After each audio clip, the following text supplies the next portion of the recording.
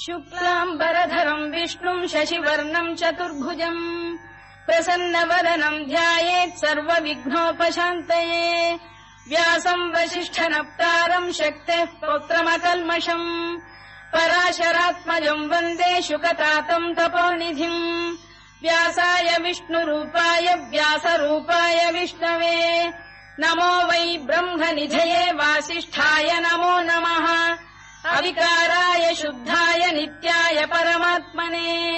सदैकरूपरूपाय विष्णवे सर्वजिष्णवे यस्य स्मरणमात्रेण जन्म संसारबन्धनात् विमुच्यते नमस्तस्मै विष्णवे प्रभविष्णवे ॐ नमो विष्णवे प्रभविष्णवे श्रीवैशम्पायन उवाच श्रुत्वा धर्मानशेषेण पावनानि च सर्वशः युधिष्ठिरः शान्तनवम् पुनरेवाभ्यभाषत युधिष्ठिर उवाच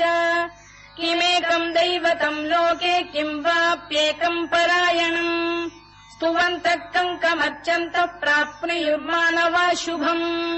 को धर्मः सर्वधर्माणाम् भवतः परमो मतः किम् जपन्मुच्यते जन्तुर्जन्म संसारबन्धनात् श्रीभीष्म उवाच जगत्प्रभुम् देवदेवमनन्तम् पुरुषोत्तमम् स्तुवन्नाम सहस्रेण पुरुषः सततोत्थितः तमेव चार्चयन्नित्यम् भक्त्या पुरुषमव्ययम् ध्यायम् स्तुवन् नमस्यम् च यजमानस्तमेव च अनादिनिधनम् विष्णुम् सर्वलोकमहेश्वरम् लोकाध्यक्षम् स्तुवन्नित्यम् सर्वदुःखातिगो भवेत् ब्रह्मण्यम् सर्वधर्मज्ञम् लोकानाम् कीर्तिवर्धनम् लोकनाथम् महद्भूतम् सर्वभूतभवोद्भवम् एष मे सर्वधर्माणाम् धर्मोऽधिकतमो मतः यद्भक्त्या पुण्डरीकाक्षम् स्तवैरच्चेन्नरः सदा परमम् यो महत्तेजः परमम् यो महत्तपः परमम् यो महद्ब्रह्म परमम् यः परायणम् पवित्राणाम् पवित्रम् यो मङ्गलानाम् च मङ्गलम् दैवतम् देवतानाम् च भूतानाम् यो व्ययपिता यतः सर्वाणि भूतानि भवन्त्यादियुगागमे यस्मिंश्च प्रलयम् यान्ति पुनरेव युगक्षये तस्य लोकप्रधानस्य जगन्नाथस्य भूपते विष्णोर्नाम सहस्रम् मे शृणु पापभयापहम् यानि नामानि गौणानि विख्यातानि महात्मनः ऋषिभिः परिगीतानि तानि वक्ष्यामि भूतये ऋषिर्नाम्नाम् सहस्रस्य वेदव्यासो महामुनिः छन्दोऽनुष्टुप् तथा देवो भगवान् देवकीसुतः अमृतांशुद्भवो बीजम् शक्तिर्देवकी नन्दनः त्रिसामाहृदयम् तस्य शान्त्यर्थे विनियुज्यते विष्णुम् जिष्णुम् महाविष्णुम् प्रभविष्णुम् महेश्वरम् अनेकरूपदैत्यान्तम् नमामि पुरुषोत्तमम् अस्य श्रीविष्णोर्दिव्यसहस्रनामस्तोत्रमहामन्त्रस्य श्रीवेदव्यासो भगवान् ऋषिः अनुष्टुप्छन्दः श्रीमहाविष्णुः परमात्मा श्रीमन्नारायणो देवता अमृतांशुद्भवो भानुरिति बीजम् देवकी नन्दन श्रेष्ठेति शक्तिः उद्भवः क्षोभणो देव इति परमो मन्त्रः शङ्खबृन्नन्दकी चक्रीति कीलकम् शार्ङ्गधन्वा गदाधर इत्यस्त्रम् रथाङ्गपाणिरक्षोभ्य इति नेत्रम् त्रिसामासामजः सामेति कवचम् आनन्दम् परब्रह्मेति योनिः ऋतुः सुदर्शनकाल इति दिग्बन्धः श्रीविश्वरूप इति ध्यानम् श्रीमहाविष्णुप्रीत्यर्थे सहस्रनाम जपे विनियोगः ध्यानम् क्षीरोदन्वत्प्रदेशे शुचिमणिविलसत्सैकते मौक्तिकानाम् माला क्लुप्तासनस्थस्फटिकमणिनिभैर्मौक्तिकैर्मण्डिताङ्गः शुभ्रैरभ्रैरदभ्रैरुपरि विरचितैर्मुक्तपीयूषवर्षैः आनन्दीनः पुनीयादरिनलिन गदा शङ्खपाणिर्मुकुन्दः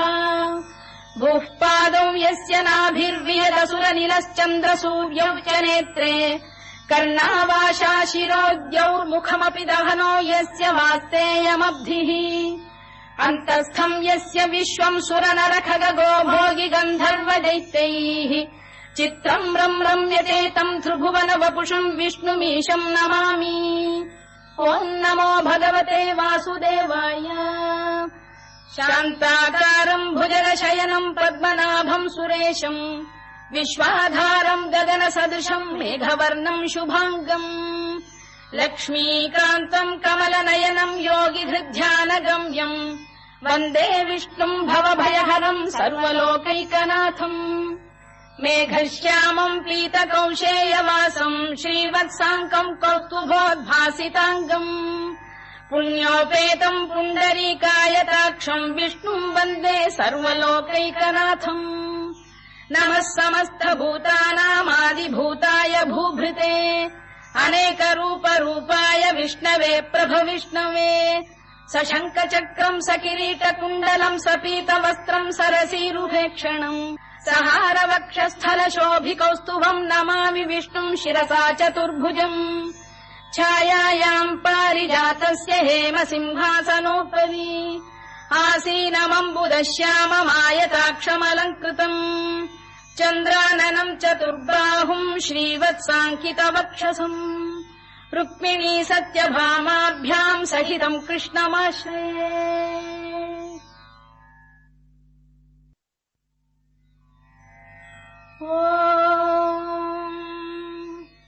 विश्वम् विष्णुर्वषत्कारो भूतभव्य भवत्प्रभुः भूतकृद्भूतभृद्भावो भूतात्मा भूतभावनः भूतात्मा परमात्मा च मुक्तानाम् परमागतिः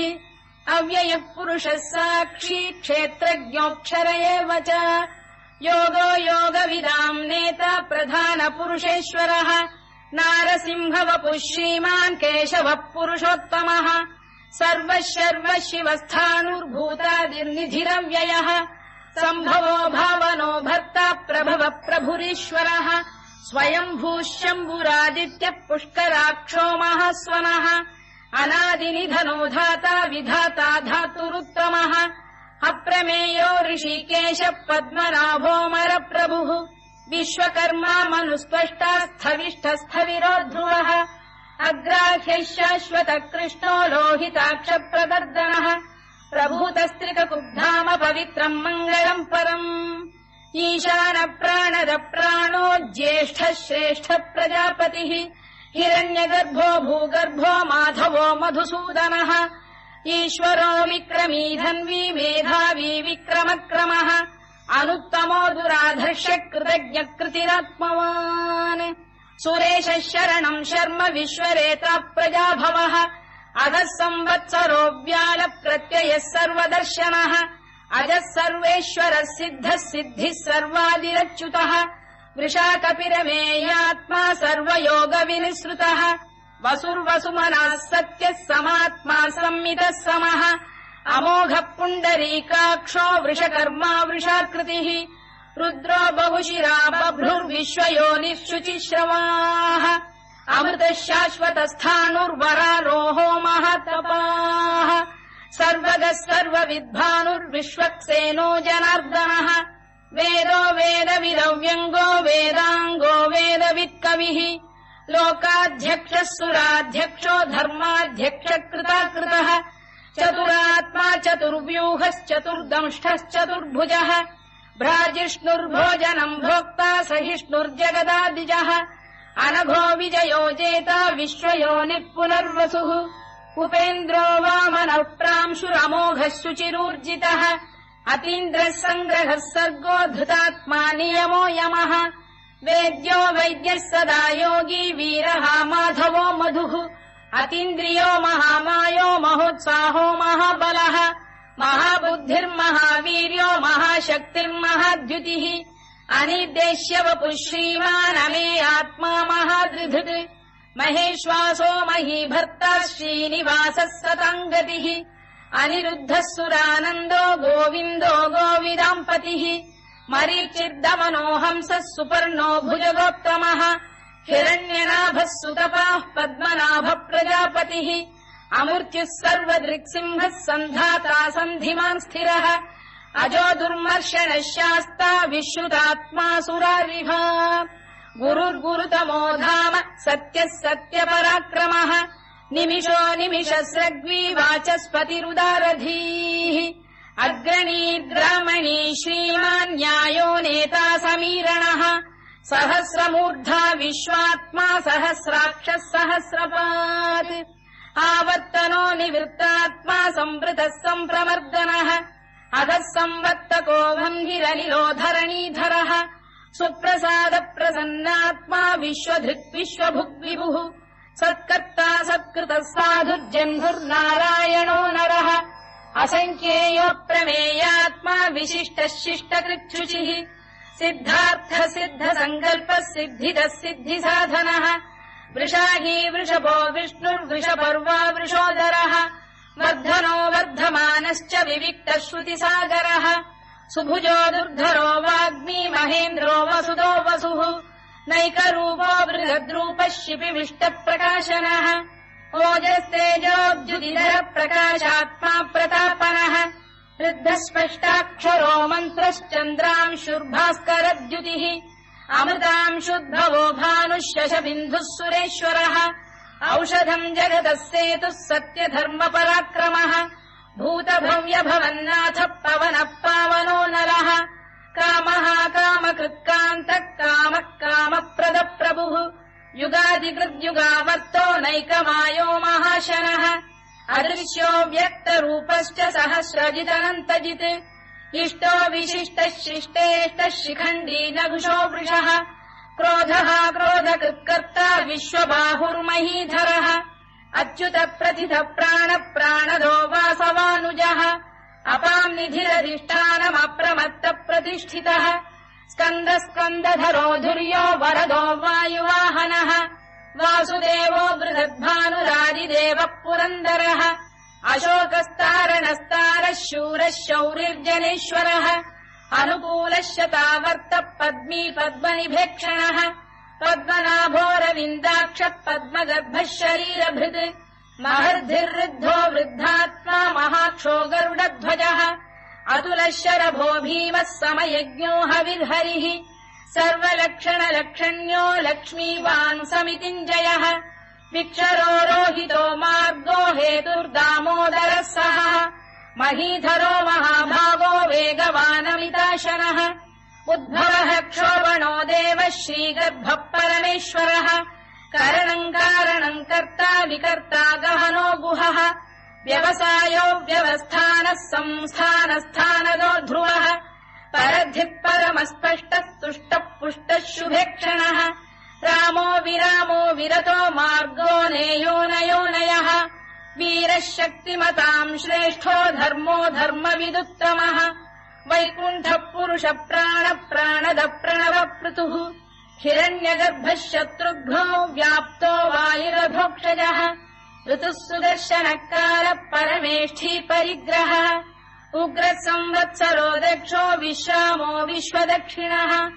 विस्तारस्थावरस्थाणुप्रमाणम् बीजमव्ययम् अर्थोऽनर्थो महाकोशो महाभोगो महाधनः अनिर्विण्णस्थविष्ठो भूर्धर्मयूपो महामखः नक्षत्रनेमिर्नक्षत्री क्षमः क्षामः समीहनः यज्ञयुज्यो महेद्यश्च क्रतुः सत्रम् सताम् गतिः सर्वदर्शी विमुक्तात्मा सर्वज्ञो ज्ञानमुत्तमम् सुव्रतः सुमुखः सूक्ष्मः सुघोषः सुखरः सुहृद् मनोहरोजितक्रोधो वीरबाहुर्विदारणः स्वापनः स्ववशो व्यापी नैकात्मानैककर्मकृत् वत्सरो वत्सलो वत्सी रत्नगर्भोधनेश्वरः धर्मकृद्धर्मकृद्धर्मी सदसक्षरमक्षरम् अविज्ञाता सहस्रांशुर्विधाता कृतलक्षणः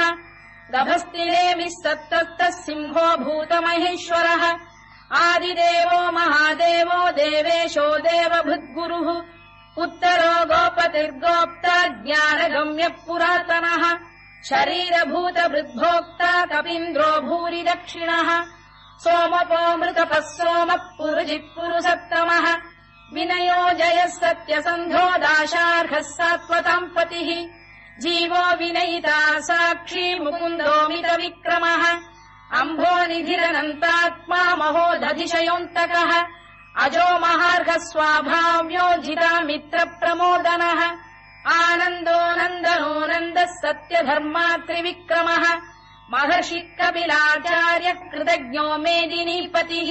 त्रिपुरस्त्रिदशाध्यक्षो महाशृङ्गकृतान्तकृत् महावराहो गोविन्दः सुषेणः कनकाङ्गिनी गुह्यो गभीरो गहनो गुप्तश्चक्रगदाधरः मेधास्वाङ्गो जितः कृष्णो दृढः सङ्कर्षणोच्युतः वरुणो वारुणो वृक्षः पुष्कराक्षो महामनाः भगवान् बलहानन्दी वनमाली हलायुधः आदित्यो ज्योतिरादित्यः सहिष्णुर्गतिसप्तमः सुधन्वाखण्ड परशुर्दारुणो द्रविणप्रदः दिवस्पृक् सर्वदृग्व्यासो वाचस्पतिरयो निजः त्रिसामासामगः साम निर्वाणम् भेषजम् भिषज सन्न्यासकृच्छमः शान्तो निष्ठा शान्तिपरायणम्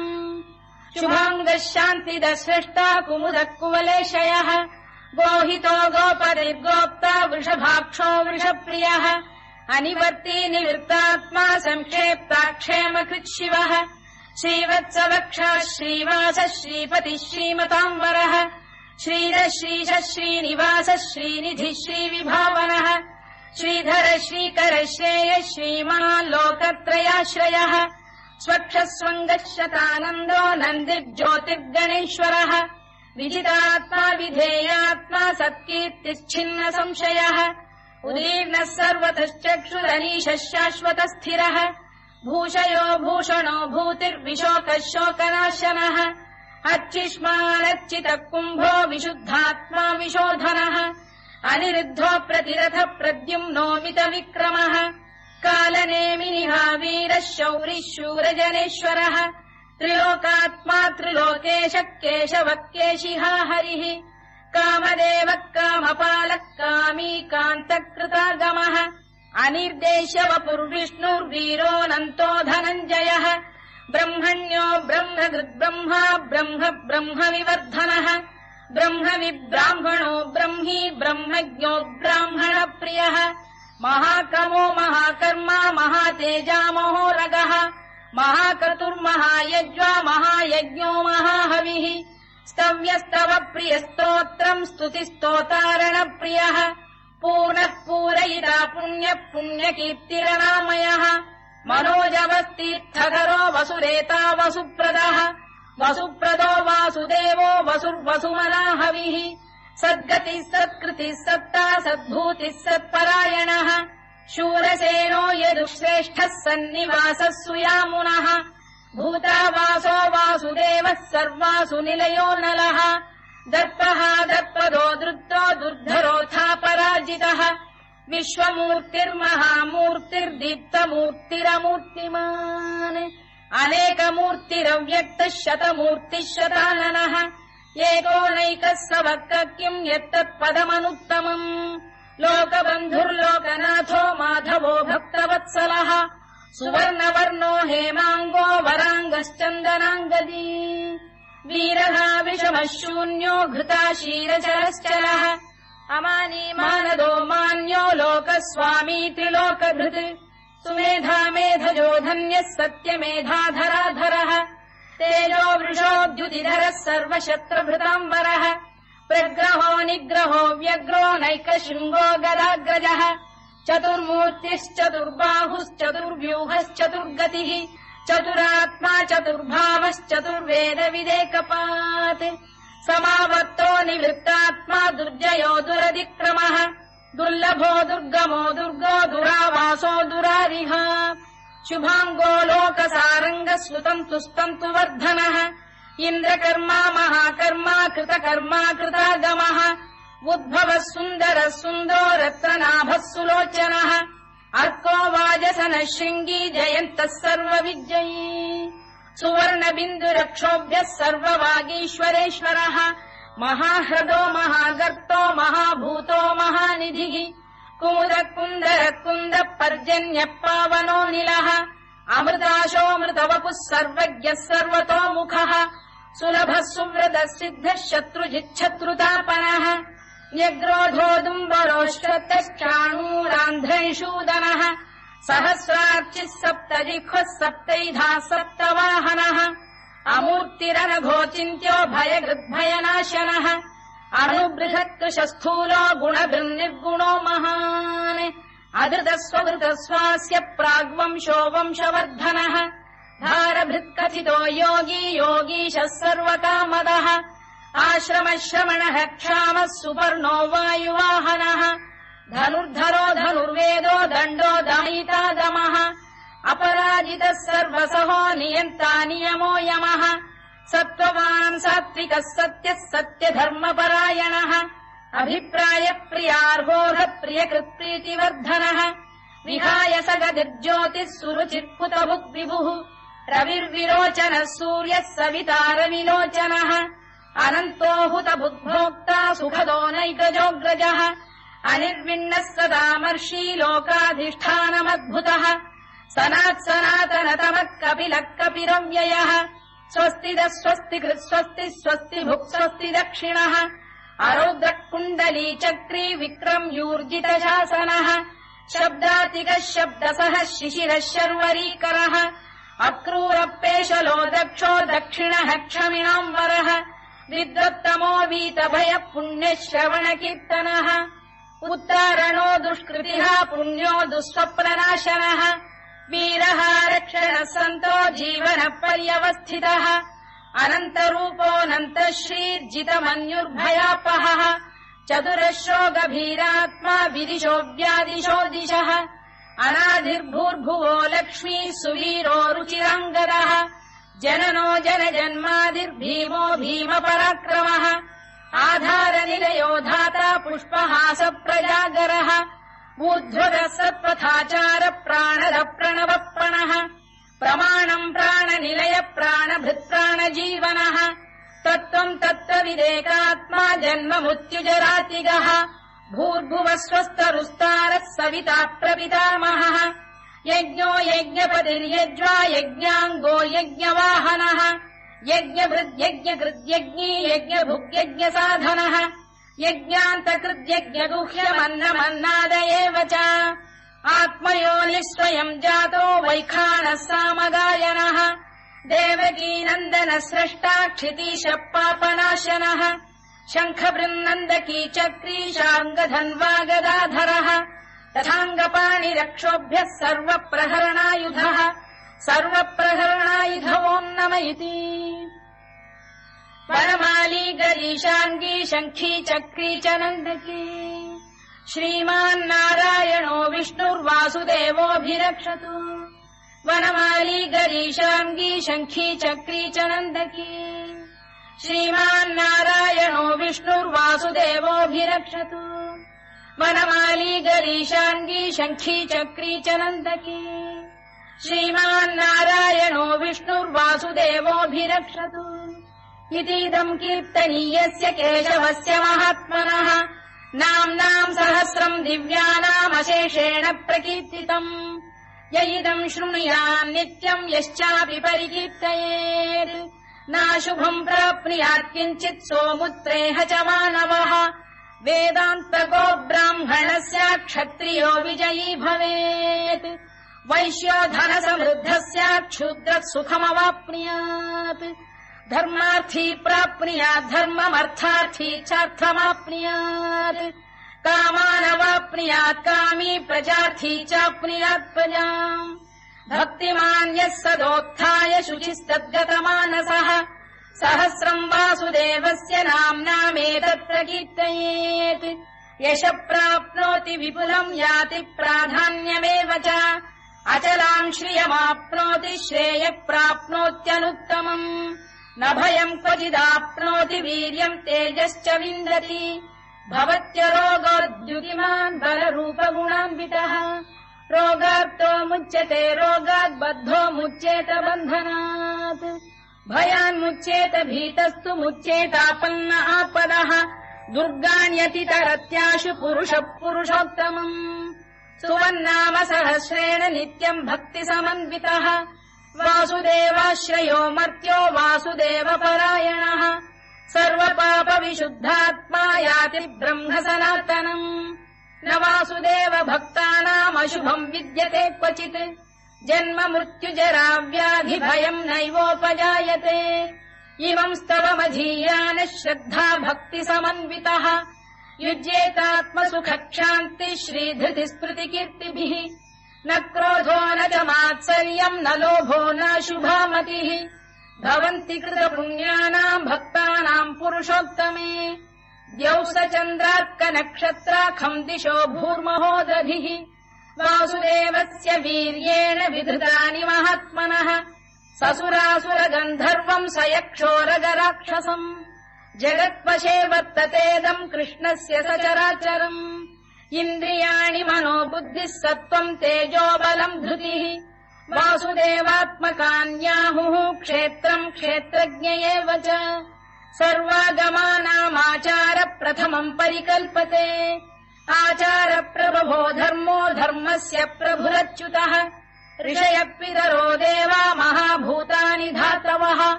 जङ्गमाजङ्गमम् चेदम् जगन्नारायणोद्भवम् योगो ज्ञानम् तथा साङ्ख्यम् विद्या शिल्पादिकर्म च वेदाः शास्त्राणि विज्ञानमेतत् सर्वम् जनार्दनात् एको विष्णुर्महद्भूतम् पृथग्भूतान्यनेकशः त्रीन् लोकान् व्याप्य भूतात्मा भुङ्क्ते विश्वभुवव्ययः इमम् स्तवम् भगवतो विष्णोर्व्यासेन कीर्तितम् पठेद्य इच्छेत् पुरुषः श्रेयत् प्राप्तुम् सुखानि च विश्वेश्वरमजम् देवम् जगतः प्रभुमव्ययम्